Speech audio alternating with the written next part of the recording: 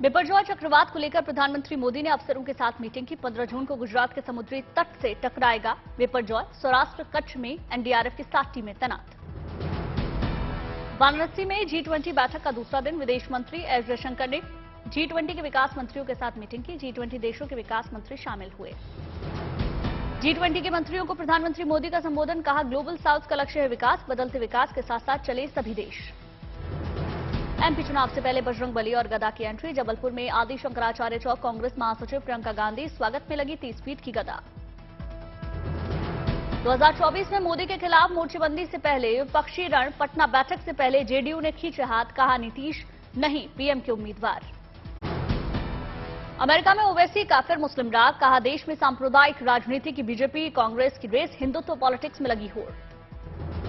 देश में थम नहीं रही औरंगजेब पर गरमाई सियासत। दिल्ली में बोले बीजेपी नेता कपिल मिश्रा ने औरंगजेब को बताया जिहादी आतंकी। कहा, औरंगजेब का प्रतिकार करना हमारा धर्म।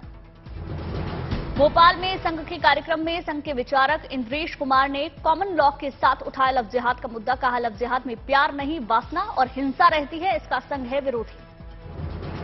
गाजियाबाद में गेमिंग ऐप धर्मांतरण मामले में फरार आरोपी शहनवाज महाराष्ट्र से गिरफ्तार। कोर्ट ने ट्रांजिट रिमांड पर भेजा।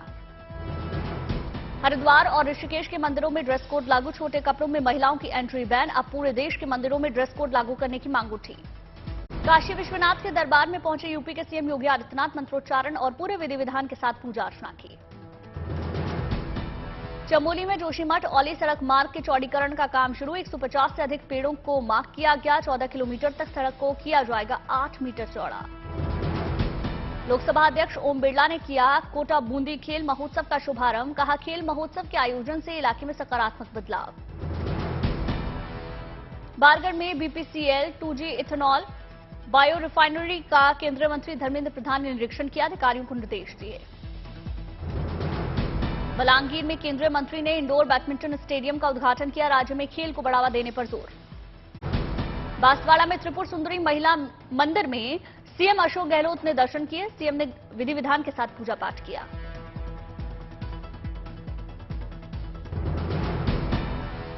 बिहार वासियों को जल्द मिलेगी वंदे भारत एक्सप्रेस ट्रेन की शुरुआत। पटना से रांची के बीच हुआ वंदे भारत का सफल ट्रायल।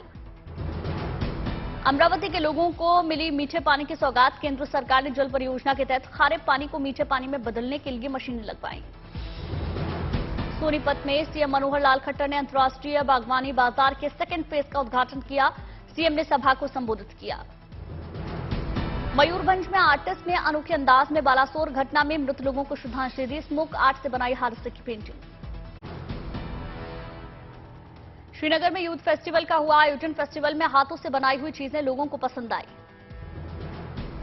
दरभंगा में प्रधानमंत्री मोदी की तारीफ करने के लिए विधायक संजय सरावगी बने कवि। प्रधानमंत्री की शान में कविताएं पढ़ी।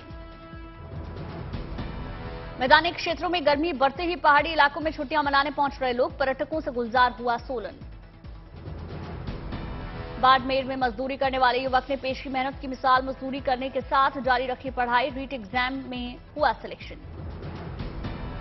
रायपुर में स्कूल में नया भारत उत्सव के अंतर्गत रंगोली प्रतियोगिता का आयोजन हुआ। बच्चों की बनाई रंगोली ने सबका मन मोह लिया।